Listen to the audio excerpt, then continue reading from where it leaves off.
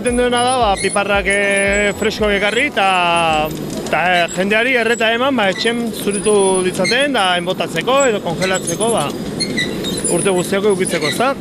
Eta, bueno, ekarri ditugu gaur pikillo gehiena, hori da gehien saltzen den piparra, eta preziatu nabintzat, eta gero baita ekarri dugu bola, ekarri dugu najeranoa, eta piko baita, piko mendabia.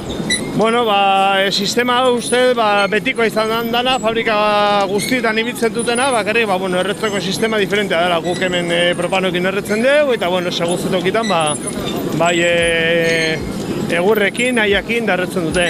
Baina, sistema, betikoa alde batetik sartzen dira pipar freskoak, eta hemen, labe honetan, erretzen dira, eta doke tornillo sinfin bat, eta, nik ere ekartzen ditut, honenaka, erretzen diren eran. Ze muzko harrera izan duzue? Oso ona. Urtero, bigarren urtea da, eta hemen Tolosan jendeari asko gustatzen produktua da, eta, pena mezien etortzea. Gaina ikusten dugu, jende pila agertu atuala, eta ikusminare sortzen dula, zerbait diferentea, eta jendea hemen gerturatzen dela ikustea, eta...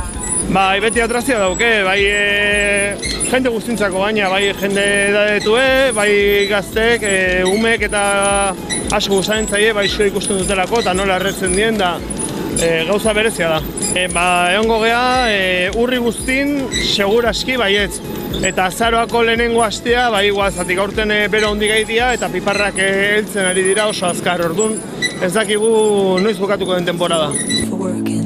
But still young, took like his mama went off and left him. She wanted more from life than he could give. And said somebody's got to take care of him. So I quit school, that's what I did. You got a fast car, we go cruising and set ourselves. You still ain't got